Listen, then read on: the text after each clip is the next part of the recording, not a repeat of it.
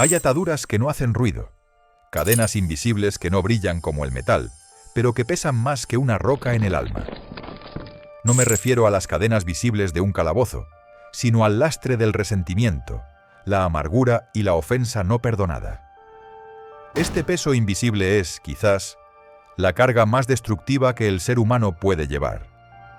La falta de perdón no es un evento pasajero, es un estado de residencia permanente.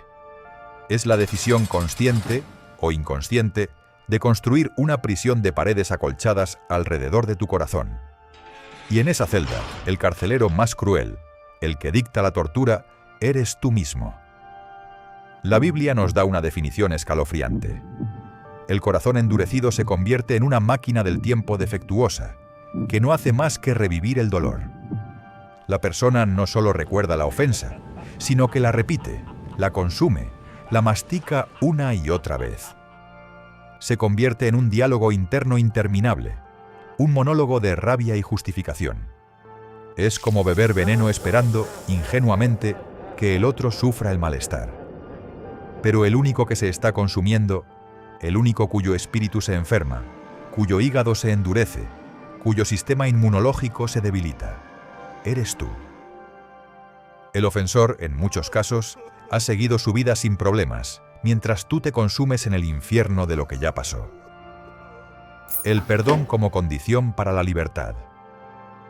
El perdón, en contraste absoluto, es la única llave espiritual que abre la cerradura de esa prisión. Es la declaración de independencia de tu alma. Jesús fue categórico al respecto. No lo puso como una sugerencia piadosa, como una opción decorativa para los más espirituales. En Mateo 6, 14, 15 lo elevó a la categoría de condición para la comunión divina. Si perdonáis a los hombres sus ofensas, os perdonará también a vosotros vuestro Padre Celestial. Mas si no perdonáis a los hombres sus ofensas, tampoco vuestro Padre os perdonará vuestras ofensas. Esta es una radiografía brutal de nuestra vida espiritual. Al no perdonar, no solo mantienes al otro atado a ti con una deuda que jamás podrá pagar, sino que te desconectas a ti mismo del flujo de la gracia. Es una forma de autodestrucción espiritual, un taponamiento voluntario. La Biblia dice que Dios resiste a los soberbios, Santiago 4:6, y la falta de perdón es, en esencia, la soberbia de exigir ser juez en lugar de soltar la sentencia. Mucha gente se engaña creyendo que ha superado las heridas del pasado. Dicen, ya no pienso en eso. Pero te propongo una prueba de fuego. ¿Aparece esa rabia en los momentos menos esperados? ¿Vuelven los diálogos internos, las fantasías de revancha cuando estás solo? ¿Se despierta esa vieja hostilidad ante una circunstancia similar? Si la respuesta es sí, ese es el eco de un peso oculto. Ese peso invisible no solo afecta tu mente, sino que enferma tu espíritu y desgasta tu cuerpo. La ciencia lo confirma. El estrés del rencor constante es un caldo de cultivo para la enfermedad. Perdonar, por lo tanto, no es un acto de debilidad. Es, de hecho, el acto de fuerza más radical y contracultural que puedes ejercer. Es una decisión de soltar lo que te mantiene prisionero. Cuando perdonas, no le estás dando la razón a quien te hirió, pero sí te la estás dando a ti mismo para liberarte de cargar el dolor de ellos. La lucha interior. Justicia humana versus redención divina. La dificultad de esta decisión es inmensa. A veces, perdonar parece más doloroso y más difícil que la herida misma. Una traición matrimonial, una mentira que cuesta un trabajo, un abuso en la infancia. Estas cicatrices gritan. Parecen imposibles de sanar con un simple perdono. Jesús nunca prometió que sería fácil. De hecho, en Lucas 6, 27, 28, elevó la dificultad al nivel de lo imposible para nuestra lógica humana, confrontando nuestro instinto de supervivencia. Amad a vuestros enemigos, haced bien a los que os aborrecen, bendecid a los que os maldicen y orad por los que os calumnian. Nuestra naturaleza humana, nuestra carne, grita, justicia, venganza. Queremos que el otro pague con la misma moneda, que sienta el dolor que nos infligió. Deseamos la retribución inmediata. Pero la justicia de Dios es fundamentalmente diferente a la nuestra. No busca la venganza, sino la redención, en el ofensor si es posible, y la sanidad en el ofendido siempre. El perdón bíblico no minimiza el daño ni lo ignora. Simplemente lo transforma. Lo convierte en una oportunidad de sanidad interior y de crecimiento espiritual. La lucha es real porque se libra en nuestro interior. Tu carne pide castigo y clama por venganza, pero el Espíritu nos impulsa a liberar y a amar. Esa tensión constante demuestra que el perdón es una batalla espiritual, no simplemente un esfuerzo de voluntad humana. Y solo la ganas con la ayuda de Dios, con el poder que va más allá de tu propia capacidad de bondad. Identificar la raíz del resentimiento. El resentimiento no surge de la nada, tiene una raíz profunda. Jesús nos lo advirtió en Marcos 7, 21-23. Lo que contamina al hombre no es lo externo, sino lo que sale del corazón. Y de esa fuente contaminada sale la envidia, la malicia, el orgullo y, por supuesto, el rencor. El rencor es una herida no sanada que has decidido alimentar en silencio. La verdadera lucha no es contra la persona que te ofendió, sino contra la fortaleza mental y espiritual que has construido dentro de ti. El rencor se alimenta cada vez que recuerdas lo sucedido y lo reproduces en tu mente como una película interminable. Esa repetición constante fortalece la herida, la convierte en un dogma de dolor. Y como vimos, la advertencia es seria. La falta de perdón estanca tu vida de oración y tu relación con Dios. Marcos 11:25 sentencia: Cuando estéis orando, perdonad, si tenéis algo contra alguno, para que también vuestro Padre que está en los cielos os perdone vuestras ofensas. No perdonar es desconectarse de la gracia divina. Es levantar una barrera entre el cielo y tu corazón. El primer paso hacia la libertad es identificar y exponer la raíz del resentimiento. No basta con decir «ya no me duele». Hay que entregarle a Dios esa herida y dejar que Él limpie el veneno desde la raíz. Solo así el perdón se vuelve verdadero, profundo y duradero. El perdón sin límites. La lección de Pedro. Esta es una de las preguntas más difíciles. ¿Debo perdonar siempre? La respuesta bíblica no deja espacio para la duda o las cláusulas de escape. Colosenses 3:13 es el mandato claro. De la manera que Cristo os perdonó, así también hacedlo vosotros. El perdón es un mandato repetido en toda la Escritura. La incomodidad surge porque nuestra voluntad humana choca frontalmente con la voluntad de Dios. Perdonar siempre parece injusto desde nuestra perspectiva limitada. Pedro, como muchos de nosotros, buscaba una regla clara, un límite moral. En Mateo 18, 21, 22 preguntó: Señor, ¿cuántas veces perdonaré a mi hermano que peque contra mí? ¿Hasta 7? 7 era el número de la perfección, el límite razonable. Jesús, con su respuesta, rompió el medidor y la lógica de la contabilidad humana. No te digo hasta 7, sino aún hasta 70 veces 7. Jesús enseña que el perdón no se mide en números, sino en la disposición ilimitada del corazón. No se trata de un cálculo matemático, 490 veces, sino de una actitud de vida. El perdón ilimitado no significa permitir abusos o negar la justicia legal. Significa que nunca, bajo ninguna circunstancia, debemos guardar rencor como una opción de vida. El rencor es un veneno que no se guarda, se desecha inmediatamente.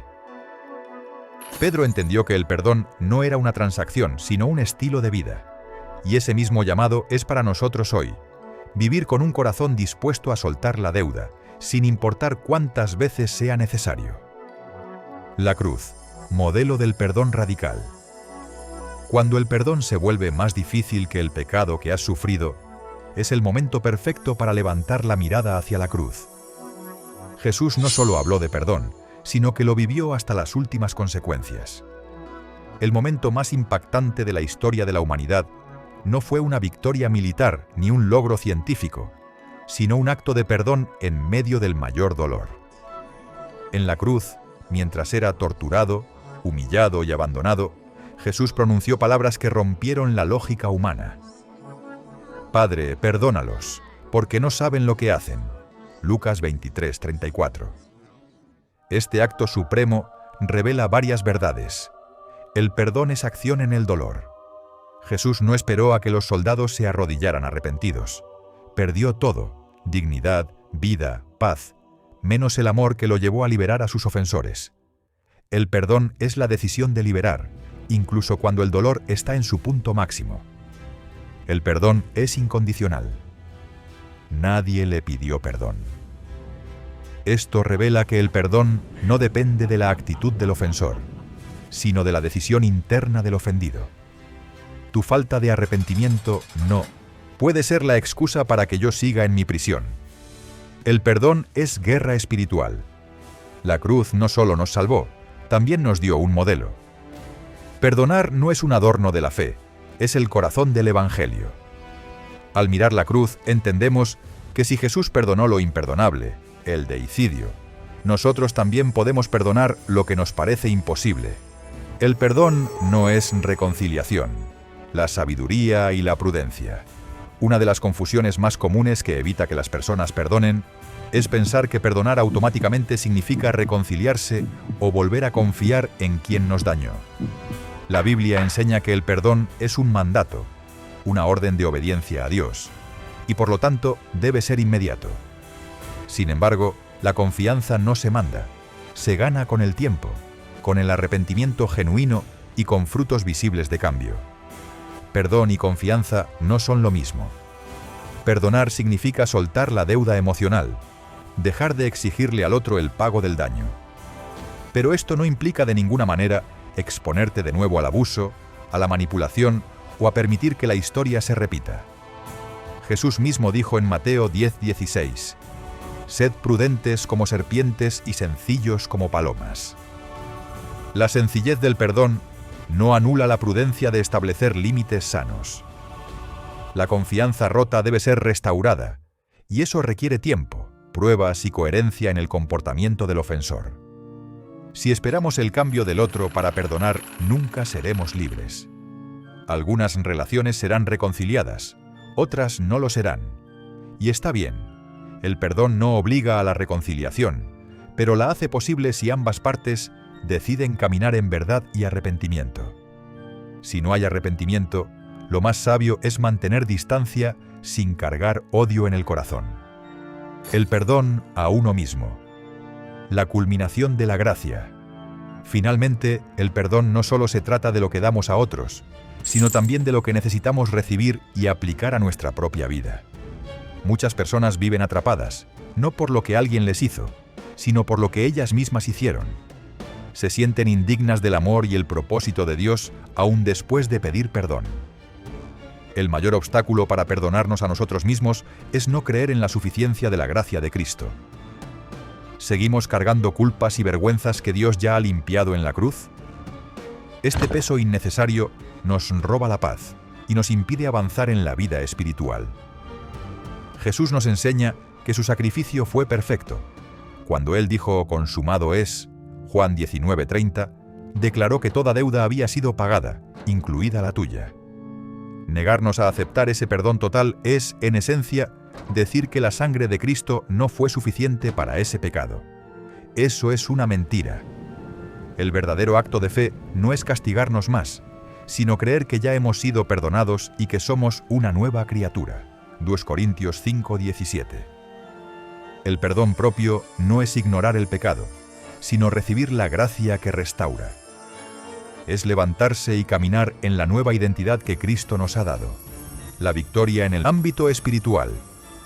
Cada vez que decides perdonar, algo se mueve en el mundo espiritual. El rencor abre puertas a la opresión, a la amargura y al enemigo que busca devorar nuestra alma. 1 Pedro 5:8. Perdonar es un arma espiritual que cierra esas puertas y permite que la paz de Cristo reine. Perdonar es como apagar un incendio. Mientras el resentimiento aviva las llamas, el perdón derrama el agua viva sobre ellas. El perdón en todas sus formas, a otros, a uno mismo, a Dios por nuestras expectativas rotas, no te debilita. Al contrario, te arma con un poder eterno que transforma tu vida para siempre. Cuando eliges perdonar, eliges caminar bajo la cobertura del cielo. Es allí donde Dios muestra que su poder es más fuerte que cualquier herida. Es el verdadero y único camino hacia la libertad interior.